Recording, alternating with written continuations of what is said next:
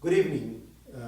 This is an essay that was published when I was 14 years old.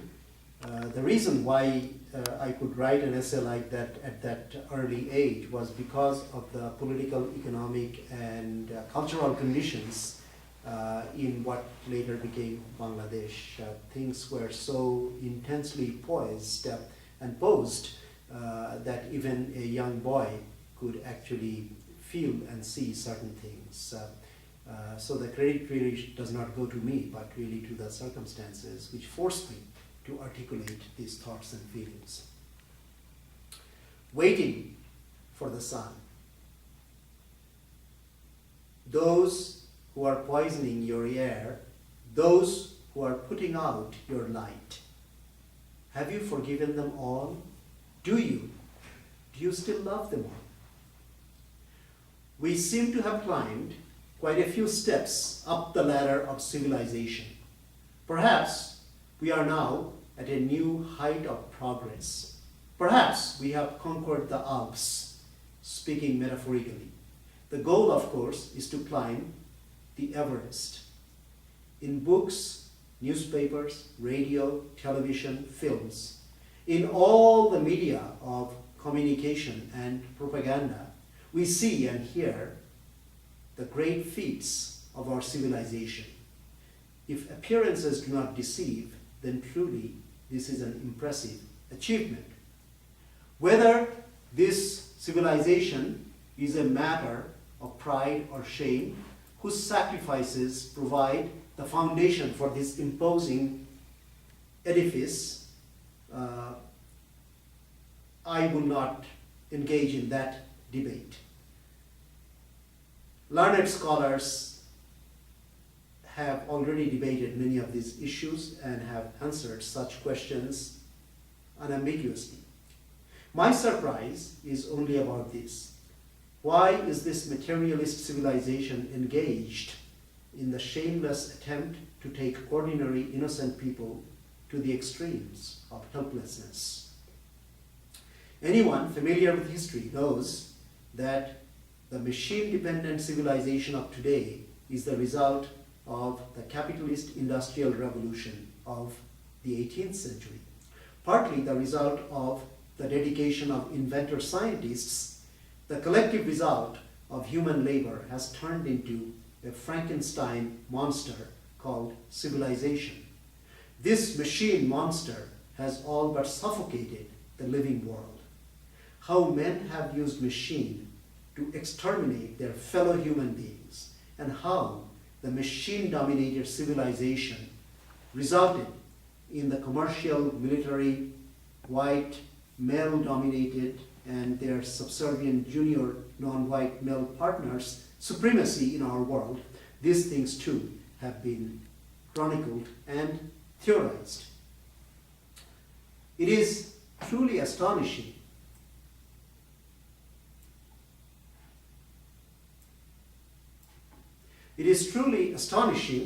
to observe this machine slavery in the modern time. Being mechanical is really the essential signifier of the contemporary society. The conflict between the haves and the have-nots is really not the major contradiction. In today's societies, there are 1,000 examples of spiritual bankruptcies resulting from just the attempt to preserve one's physical existence. And for the affluent, a lifestyle of self-indulgent and irresponsible consumption beyond what is morally or even economically defensible. The dark shadow of despair cast across the globe ultimately devalorizes existence completely. It is doubtful if Shakespeare could sing his song to humanity as he does in Hamlet if he lived in our time. What a piece of work is man!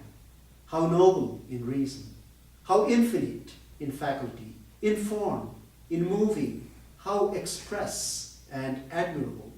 In action, how like an angel. In apprehension, how like a god. The beauty of the world, the paragon of animals.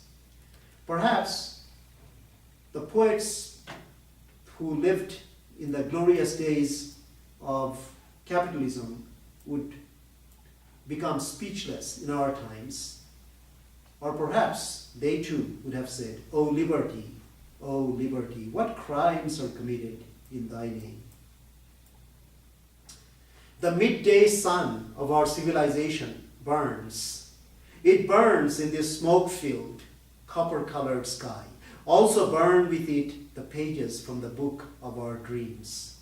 The petals of the red, red rose become prematurely and preternaturally pale. In the world filled with the pain of suffering men and women, the noise from the factories drown out the cries of the human heart. In this age of near universal commodification, man has become completely deformed in the pursuit of money, which is the ultimate symbol of all commodities. It is no wonder that the young men and women of our times are confused, anxious, full of doubt. We experience the anxiety born of the conflict between the quest for a life that is authentic and one that is materially comfortable but full of deep malaise and unease. The sage, Dadhiji, donated his life to the cause of the gods, who made the thunder weapon with his bones. This is a well-known myth from Indian mythology. We have too many of these weapons of sacrifice now. Bombs have fallen from the skies on soil that was once fertile. The avenues of the world's cities are full of the wounded, the sick, and the spiritually paraplegic. They complain silently, pain and hatred in their eyes. Those eyes express a useless contempt against barbarism. Who can say or believe that the voice of people is the voice of God?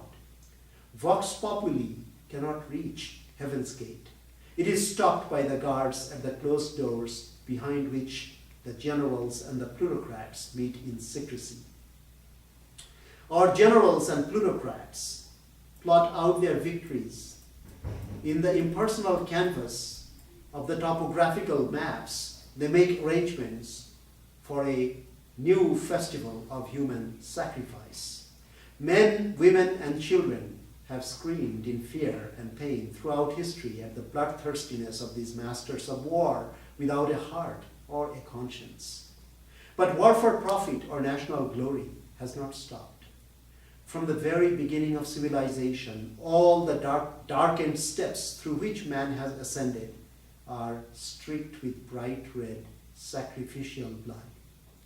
The individual is exhausted by the violence outside, but there is yet another poison that works its way inside through the human soul. Lost in himself or herself, war-torn, vanquished, the individual is like the ancient mariner, alone, all alone, in a wide, wide sea. In desolate islands of loneliness, each one of us is a lonely guard. So separated are we from one another, so torn are we by a battle between our yea-saying and nay-saying parts, that neither our thought nor our work has any semblance of a natural balance. We are, as it were, in a surrealistic hurdles race, in an absurd comedy of errors that is also tragic in equal parts at the same time. Much praise should go to Herbert Spencer for having captured the essence of this race. Survival of the fittest. Quite true. Run as fast as you can. Get over the hurdles, or you simply perish.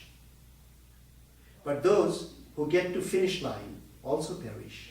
Death, physical or spiritual, awaits them there. Therefore, old traditional values are completely useless in our age.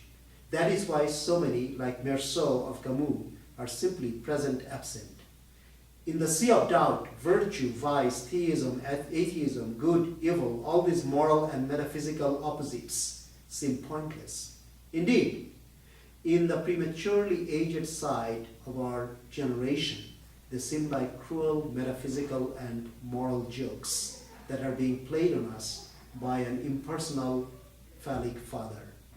Thus, the soldier in our age can offer himself only merciless self-criticism that is really cruel self-deprecation.